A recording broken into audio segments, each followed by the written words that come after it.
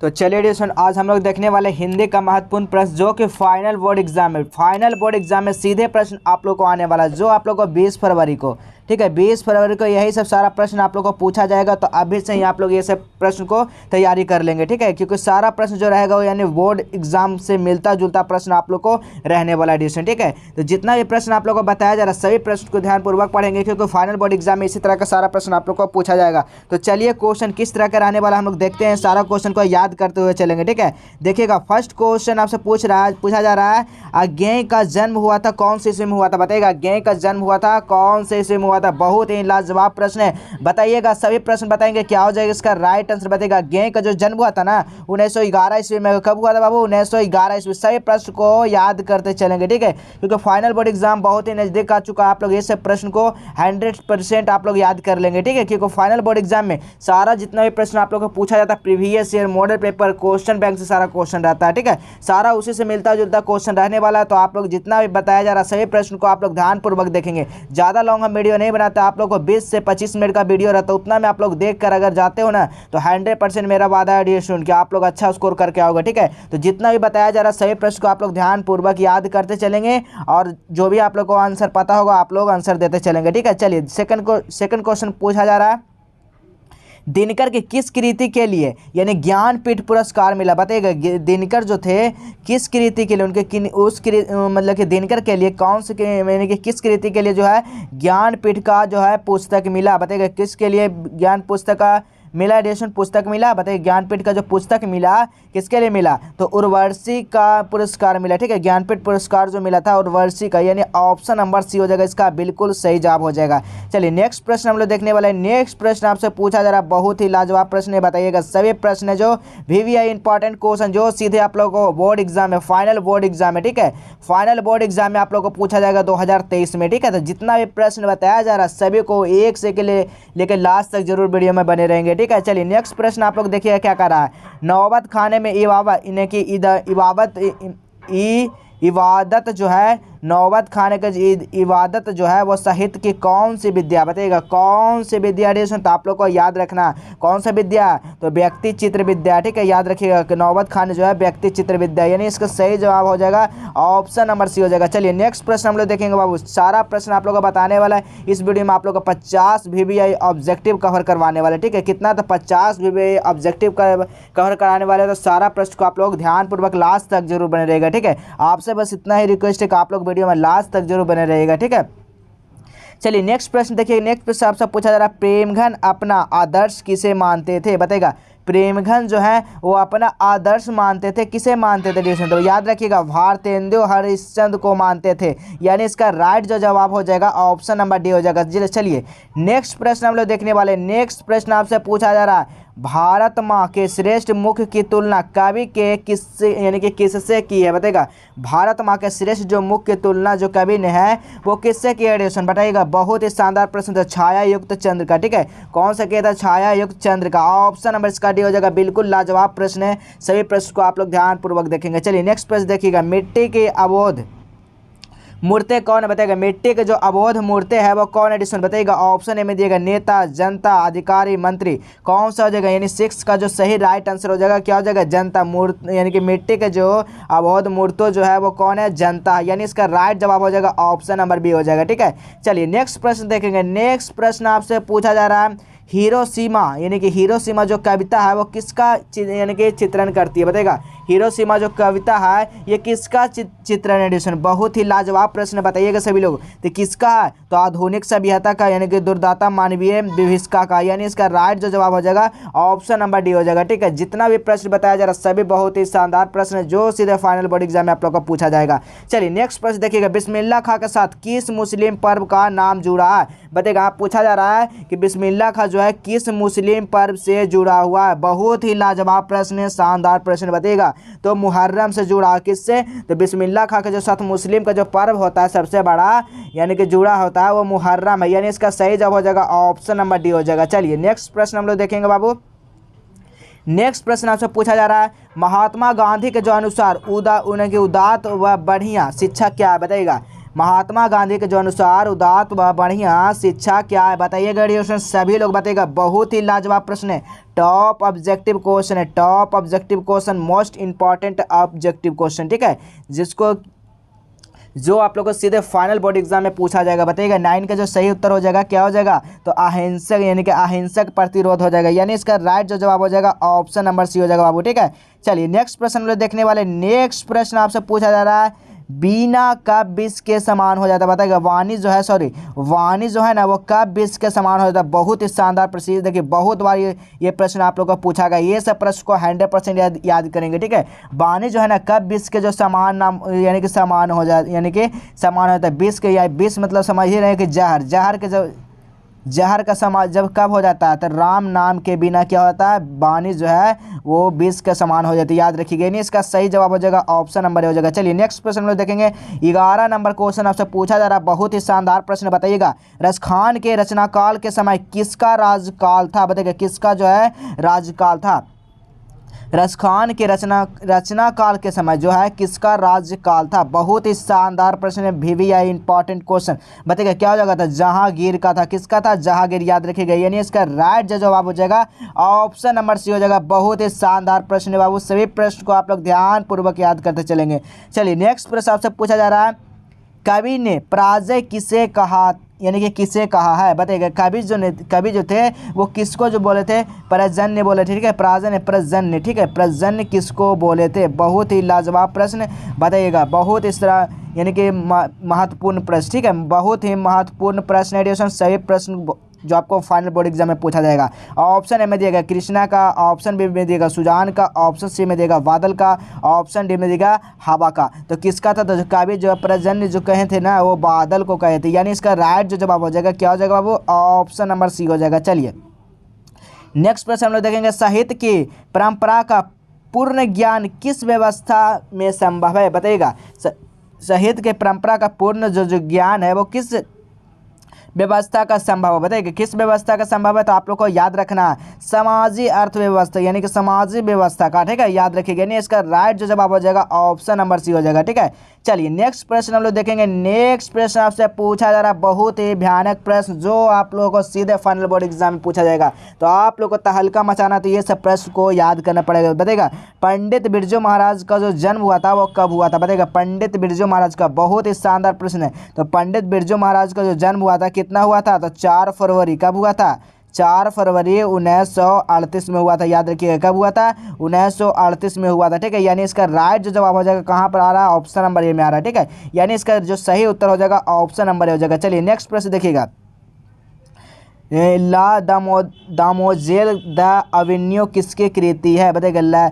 La दामोजेल the avenue जो है वो किसकी कृति है बाबू, बताइएगा किसकी कृति है। तो सभी लोग याद रखिएगा किसकी कृति है, तो पिस्को का कवि यानी कि कृति है, ठीक है, याद रखिएगा। नहीं, इसका सही जवाब हो जाएगा ऑप्शन नंबर बी हो जाएगा बाबू, ठीक है। चलिए नेक्स्ट प्रश्न हम लोग देखने वाले। नेक्स्ट प्रश्न से पूछा जा रहा है, लाल सूत्रज का धार्मिक उपयोग कब से कब तक रहा, बताइएगा। कब से कब तक रहा का, बहुत ही शानदार प्रश्न, कब से कब तक रहा था। तो आप लोग को याद रखना 14वीं सदी से फ्रेंच क्रांति तक। कब से बाबू, 14वीं सदी से फ्रेंच क्रांति तक, यानी इसका राइट जो जवाब हो जाएगा ऑप्शन नंबर डी हो जाएगा। चलिए नेक्स्ट प्रश्न देखेंगे। पहले कहानी में किस वर्ग का चित्रण, बताइएगा। पछली है ना वो कहानी है वो किस वर्ग का चित्रण है, बताइएगा। किस वर्ग का चित्रण है बाबू, बताइएगा। बहुत ही शानदार प्रश्न है। तो निम्न यानी कि निम्न वर्गीय परिवार का, ठीक है, यानी ऑप्शन नंबर का सी हो जाएगा।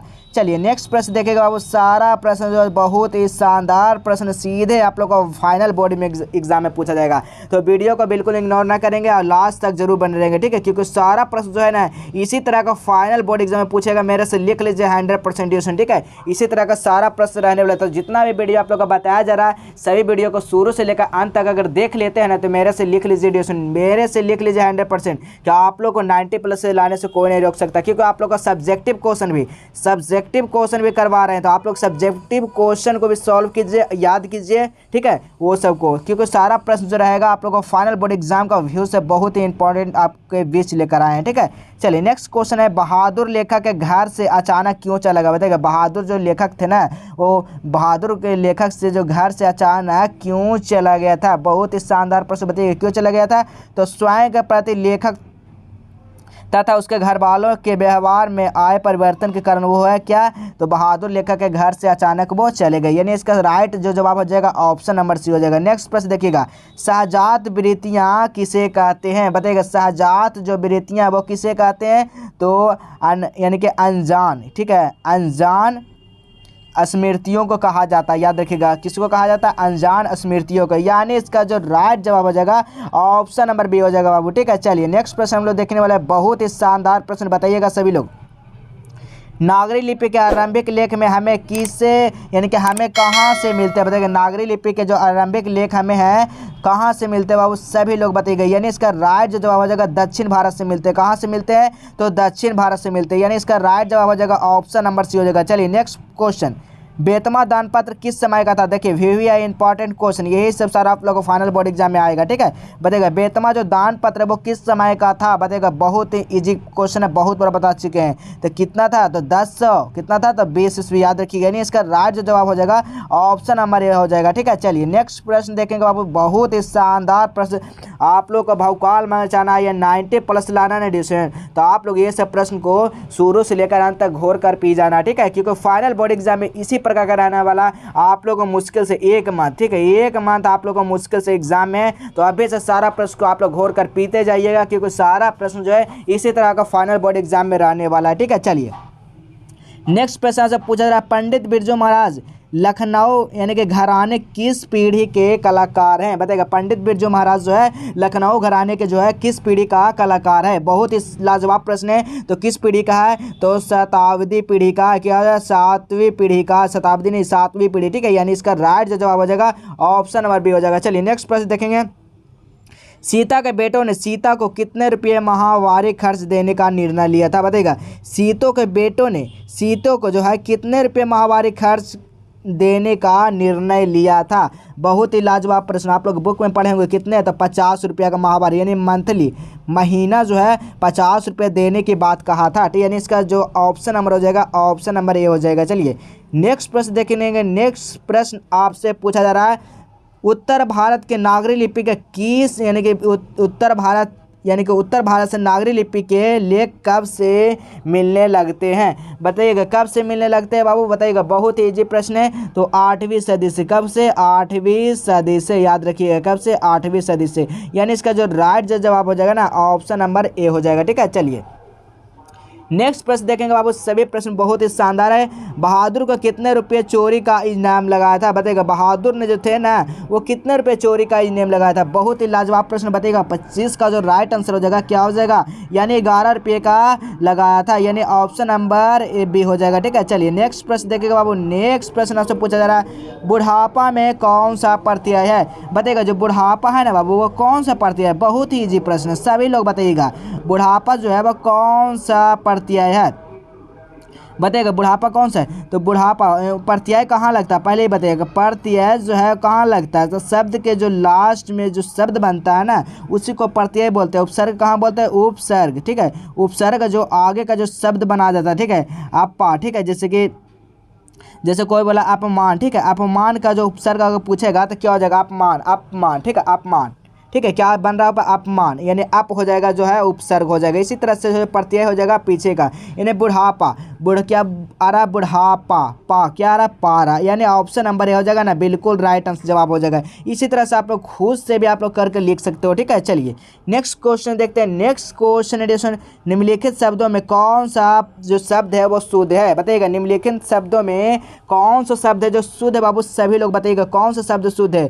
तो कौन सा शब्द शुद्ध है? तो उच्छ्वास जो है, उच्छ्वास, वो बिल्कुल शुद्ध तरह से लिखा हुआ है, यानी इसका राइट जो जवाब हो जाएगा ऑप्शन नंबर बी हो जाएगा, ठीक है। चलिए नेक्स्ट प्रश्न हम लोग देखने वाले हैं। नेक्स्ट प्रश्न देखिएगा क्या पूछा जा रहा है। नेक्स्ट प्रश्न आपसे पूछा जा रहा है, निम्नलिखित शब्दों में कौन सा उपसर्ग, कौन सा जो है शब्द जो शुद्ध है, निम्नलिखित में से कौन सा शब्द है वो शुद्ध है बाबू, बताइएगा कौन सा शब्द शुद्ध है। तो चरमोत्कर्ष कैसे लिखा था, ऐसे लिखा था चरमोत्कर्ष, यानी इसका राइट जो जवाब हो जाएगा ऑप्शन नंबर ए ही हो जाएगा। ठीक है, चलिए नेक्स्ट प्रश्न देखेंगे। निम्नलिखित वाक्यों में कौन सा वाक्य जो है शुद्ध है, बताइएगा इनमें से जो वाक्य है वो किस तरह से, कौन सा इसमें आप लोग को शुद्ध लग रहा है, बताइएगा कौन सा हो जाएगा। यह बालक कहाँ जा रहे हैं, बच्चा का क्या समाचार है, फूलों की एक माला ला दीजिए, तालो दो, यानी कि लता दो चिट्ठी लिखी, कौन से इसमें से जो वाक्य है ना आपको शुद्ध लग रहा है, यानी कि सटीक लग रहा है, बताइएगा। यानी 29 का जो राइट जो जवाब हो जाएगा कौन हो जाएगा, तो फूलों के एक माला ला दीजिए, क्या हो जाएगा, फूलों का ना एक माला ला दीजिए, यानी इसका राइट जो जवाब हो जाएगा ऑप्शन नंबर सी हो जाएगा। ठीक है, चलिए नेक्स्ट पेज देखिएगा। अकल यानी कि अक्ल पथ पर, ठीक है, अक्ल पथ पर पत्थर पड़ना का मुहावरे का अर्थ सही क्या होता है, अक्ल पर पत्थर पड़ना, बताइएगा अक्ल पर पत्थर पड़ना यानी कि बुद्धि को भ्रष्ट होना। ठीक है, क्या हो जाता है, बुद्धि को भ्रष्ट होना, यानी इसका जो राइट जवाब हो जाएगा ऑप्शन नंबर डी हो जाएगा। ठीक है, चलिए नेक्स्ट प्रश्न हम लोग देखने वाले हैं। नेक्स्ट प्रश्न आपसे पूछा जा रहा है वर्ण कितने प्रकार के होते हैं, बताइएगा बाबू वर्ण जो है वो कितने प्रकार के होते हैं, तो वर्ण होते हैं 2 प्रकार के होते हैं, याद रखिएगा कितने प्रकार के होते हैं, 2 प्रकार के। ठीक है, नेक्स्ट क्वेश्चन देखिएगा, स्वर्ण में यानी कि स्वर वर्णों की संख्या कितनी है, बताइएगा स्वर्ण वर्णों की जो संख्या है ना वो 10, कितने स्वर्ण वर्णों की जो संख्या है वो 10 है। ठीक है, याद रखिएगा।